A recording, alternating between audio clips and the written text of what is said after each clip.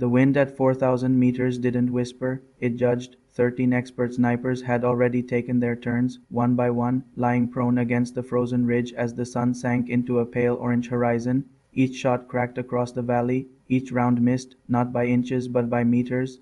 The steel target stood alone on a distant cliff face, no bigger than a coin from where they lay. It had become less of a target and more of a quiet humiliation. The crowd of observers, commanders, trainees, foreign delegates shifted uncomfortably behind the firing line. The air smelled of cold metal and dry grass. Pride was on the line now. Before I tell you what happened next, tell me in the comments where you re-watching from.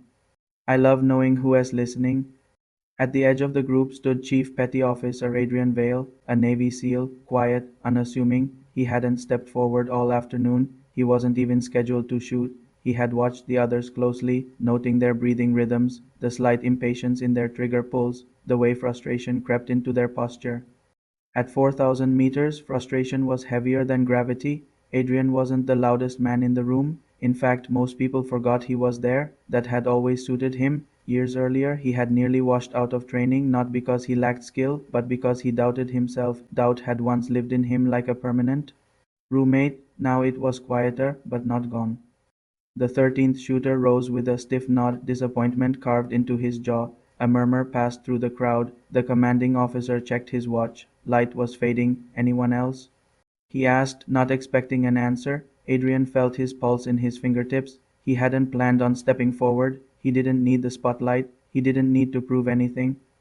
But he remembered something his mentor had once told him. Silence is powerful, but only when you know when to break it. He stepped up. Let me take the final shot. A few heads turned. One of the visiting officers raised an eyebrow. 13 experts had failed. What made the quiet SEAL think he could succeed? Adrian didn't argue. He simply lay down in the dust, positioning his rifle with careful, almost reverent precision. The metal was cold against his cheek. The world narrowed, wind speed, air density, altitude, the invisible mathematics of distance. At 4,000 meters, a bullet doesn't just travel, it journeys, it drifts, it listens to the Earth's rotation, it negotiates with the wind. He inhaled slowly, held it. For a brief moment, doubt returned. What if they're right? What if this is impossible? But beneath that doubt was something steadier, patience. He wasn't competing with the other snipers, he was competing with himself.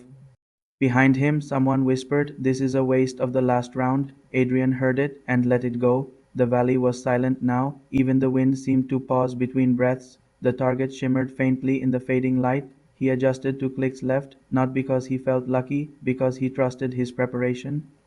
In that instant, the moral weight pressed in. This wasn't combat, this was demonstration, but the skill represented something larger: discipline under pressure, control in chaos. The line between pride and purpose is thin. He refused to cross it. He exhaled, the trigger broke cleanly, the shot echoed across the canyon, swallowed by distance. For 2 full seconds, nothing happened. Then, faint but undeniable, a metallic ping drifted back across the valley. No one moved at first. The sound felt unreal, like an echo playing tricks. Then the spotter confirmed it. Impact. The word landed heavier than the shot itself. A wave passed through the crowd, not cheering, not shouting, but stunned disbelief.